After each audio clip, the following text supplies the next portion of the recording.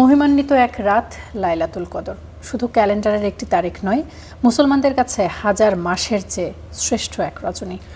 নাজাতের আশায় পবিত্র রমজান মাসের শেষ দশকের বেজোর রাতে কদর অনুসন্ধান করতে বলা হয়েছে। আর এই রাতের বরকত ও রহমত লাভের আশায় ইবাদত বন্দেগীতে মশগুল থাকেন মুসল্লিরা।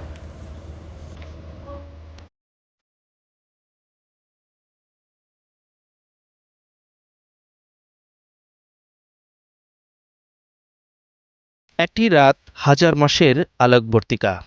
এই আলো যেন ছড়িয়ে পড়ে সমাজ, রাষ্ট্র ও বিশ্বমানব হৃদয়ে। এ রজনী সবই কদর। এই রাতেই মানব জাতির পথ প্রদর্শক পবিত্র কোরআন নাজিল হয়। তাই রাতটি শুধু ইবাদতের নয়, আত্মশুদ্ধি ও আল্লাহর নৈকট্য লাভেরও এক অনন্য সুযোগ। আল কদর নামে পবিত্র কোরআনে একটি সূরায় বলা হয়েছে, এই রাত হাজার মাসের চেয়েও উত্তম। এই রাতে ফেরেশতারা নেমে আসেন ধূলির ধরায়। আল্লাহর নির্দেশে মানুষের ভাগ্য নির্ধারণ ও রহমের অমীয় ধারা করেন বর্ষণ।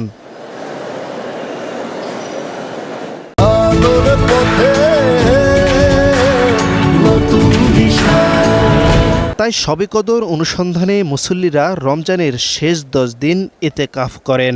মসজিদে মসজিদে নামাজ, কোরআন তেলাওয়াত, জিকির ও দোয়ার মাধ্যমে রাত কাটান তারা। ইসলামী চিন্তাবিদরা বলছেন, শবে কদরের মূল শিক্ষা হল আত্মশুদ্ধি, ক্ষমা প্রার্থনা এবং মানবতার কল্যাণ কামনা করা।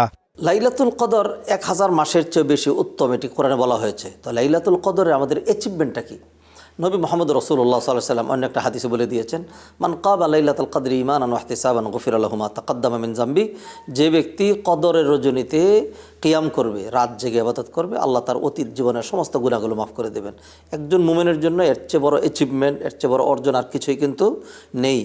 এরাতে বান্দা আন্তরিকভাবে আল্লাহর কাছে ক্ষমা প্রার্থনা করলে গুনাহ মাফ হয়ে যায়। মুসলিম উম্মাহর জন্য রহমত, মাগফিরাত ও নাজাতের এক অনন্য সুযোগ এ রাত।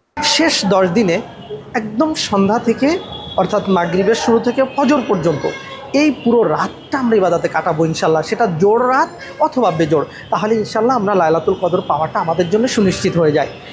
যারা কর্মব্যস্ত মানুষ, অফিস করেন, তারা মোটামুটি 4টা-5টা পর্যন্ত অফিস করে ঠিক মাগরিবের নামাজ ইফতারটা মসজিদে করতে পারেন, করে ফজর পর্যন্ত থাকতে পারেন। এভাবেও এক রাতেরও ইতিকাফ করা যায়।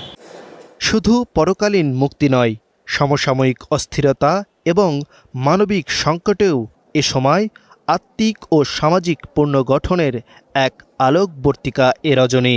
তাই আল্লাহর সান্নিধ্যের মাধ্যমে সুন্দর ও বৈষম্যহীন পৃথিবী হোক, এ রাতে মুমিনের প্রার্থনা।